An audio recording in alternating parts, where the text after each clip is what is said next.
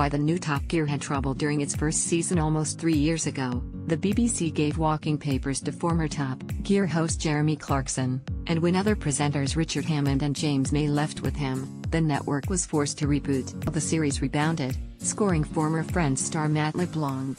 There was no denying that fans of the series missed the show's original 3 hosts. BBC America president Sarah Barnett acknowledged this in a recent interview, saying that the new hosts were under a serious microscope that made success nearly impossible. According to Barnett, a previous team, Jeremy Clarkson, Richard Hammond and James May, really built the audience, and it's in a period of reinvention.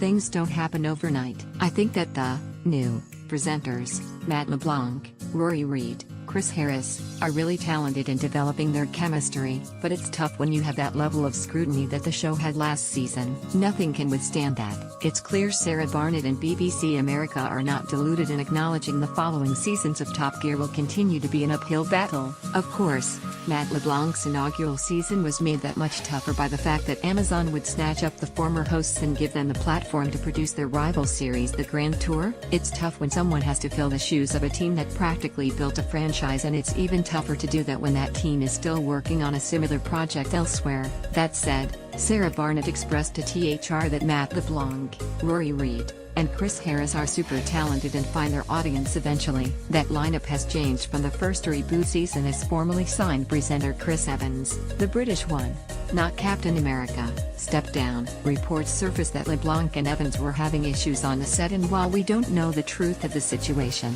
the rumor certainly didn't help the series bounce back and its ratings slide. Chris Evans wasn't the only thing to change in season 24 of Top Gear either, as a new logo and stage were created for the 2017 season, perhaps to shake off the negative response from fans and critics the season prior. The ratings and viewership were still nowhere close to the final season featuring the original Top Gear crew, but with the head of BBC America willing to openly admit the show is in a period of reinvention, it's safe to assume they're not expecting things to spontaneously change overnight. Top Gear is expected to air season 25 on BBC America sometime in 2018. For a look at other upcoming shows set to air in the near future, head on over to our mid-season premiere guide and fall premiere guide.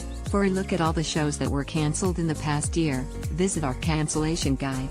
Please enable JavaScript to view the comments powered